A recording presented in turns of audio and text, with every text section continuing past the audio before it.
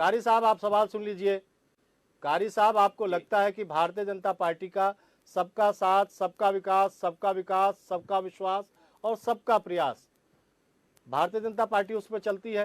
क्योंकि सरकार की जो जितनी योजनाएं हैं, चाहे लाभार्थी योजना हो, चाहे वो किसान सम्मान निधि हो, चाहे वो आयुष्मान भारत हो, उज्ज्वला गैस योजना हो, या फिर 5 किलो राशन, वो भेदभाव नहीं है, चाहे प्रधानमंत्री आवास योजना हो।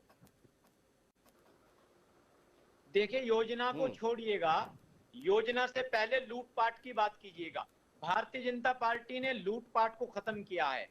भारतीय जनता पार्टी ने डकैती को खत्म किया। जो जगह जगह राहगीर रात में खड़े हो जाते थे, 2-2 हजार के तमंचे ले लेकर के राहगीरी करते थे, भारतीय जनता पार्टी ने उस चीज को खत्म किया है। मैं पूरे दिन पैसा कमाऊं, पूरे दिन मजदूरी करूं और शाम को अपने घर जाऊं लेकर के, और शाम में कोई चोर मेरे जेब में डाका डाले, क्या मैं उसको बर्दाश्त करूंगा? सबसे पहले इंसान की सुरक्षा होती है, सबसे पहले इंसान की जान की हिफाजत होती है, जिसकी गारंटी भारतीय जनता पार्टी ने दी है।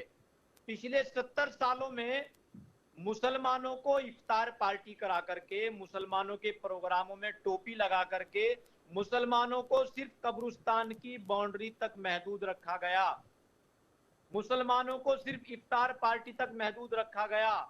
भारतीय जनता पार्टी से मैं सिर्फ इसलिए इत्तेफाक रखता हूं कि भारतीय जनता पार्टी ने दोहरे चरित्र की राजनीति नहीं की, भारतीय जनता पार्टी ने किसी मजार पर चादर नहीं चढ़ाई, भारतीय जनता पार्टी के लोगों ने कभी सर पर टोपी नहीं लगाई।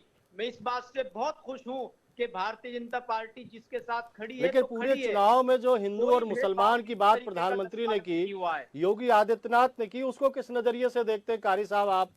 प्रधानमंत्री मोदी ने कहा विपक्ष आएगा तो पिछड़ों का, दलितों का, एसटी समाज के लोगों को आरक्षण छीन के मुसलमानों को दे देगा। भारतीय जनता पार्टी के खिलाफ कांग्रेस का गठबंधन सरकार में आता है तो सबसे पहला हक मुसलमानों का होगा सरकारी संपदाओं पर। इस प्रचार को, इस बात को, इस बयान को किस नजरिए से देखते हैं आप?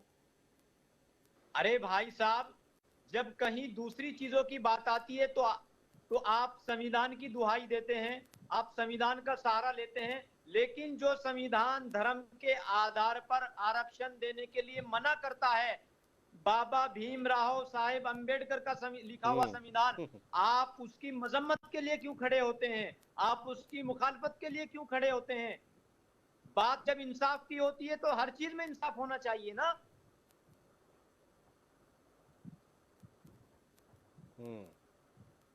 भाई, जिस चीज को सर्वेश जी, बड़ी अच्छी बात कारी साहब ने कही, और मुझे लगता है कि हिंदुस्तान का जो पढ़ा लिखा मुस्लिम है, हिंदुस्तान का जो देश को समर्पित होने वाला अल्पसंख्यक है, वो यही बात सोचता है कि देश का निर्माण कैसे हो,